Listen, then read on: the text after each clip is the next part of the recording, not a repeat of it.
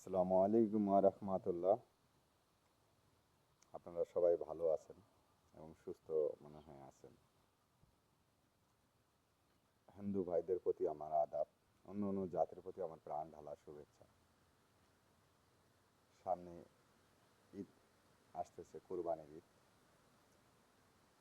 বারবার এক এক ভিডিও বানাইতে ভালো লাগে না, তবুও বলতে হয় যে কিছুক্ষণ আগে আমি মিনিট 5 আগে একটা ভিডিও দিলাম আরাফ খান দুবাই।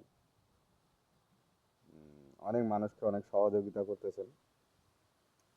এই ভিডিওটা প্রচুর পরিমাণ আপনারা যদি শেয়ার করেন, কপি লিঙ্ক করেন, আরাফ খান পর্যন্ত পৌঁছতে পারে এবং দেশের যেগুলা শিল্পপতি আছে তাদের কাছে পৌঁছতে পারে। আমি আশা করব যে আমার যারা ভিডিও দেখেন বা আমার যারা ফ্যান ফলোয়ার আছেন, আমি প্রচুর পরিমাণ তাদেরকে শেয়ার এবং কমেন্ট করতে বলবো, যেন ভিডিওটা দেশের যারা শিল্প, শুধু বাংলাদেশেরই না, দেশের বাইরে প্রবাসে যারা আছেন তাদের পর্যন্ত যাতে পৌঁছায়। সামনে কুরবানির ঈদ।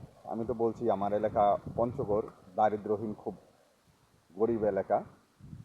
একটা গরু কিনে সবাই যদি সহযোগিতা করেন, শিল্পপতি, দেশের যারা সচেতন ব্যক্তি, তারা এগিয়ে আসুন।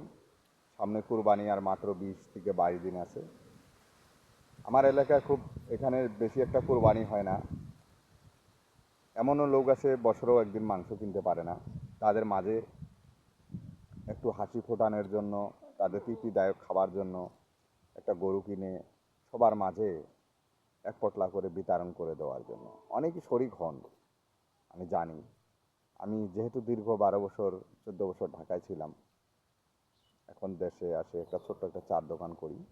আর এই যে আমার পিছনে দেখতেছেন বাদাম বাড়ি, এই যে বাদামের আবাদ, এগুলো বাদামের আবাদ। আমার দেশে বাদামের আবাদ ছাড়া অন্য আবাদ নেই, আবাদ করি। আসলেই আসুন, আমি এখনও বলতেছি যে শুধু আরাফ খান না, আরাফ খান ভাইজান না, যারা দেশের শিল্পপতি থেকে সচেতন ব্যক্তি আছেন তাদের কাছে প্রচুর পরিমাণ ভিডিওটা শেয়ার করবেন এবং কপি লিঙ্ক করবেন, যেন তাদের নজরে আসে। যেন কুরবানিতে একটা গরু কিনে সবার মাঝে বিতরণ করে দিতে পারি।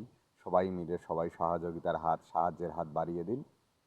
আসুন মানুষ, আমি আবারও বলবো, মানুষ মানুষের জন্য 2, 4, 500 টাকা কোনো ব্যাপার না। আসেন।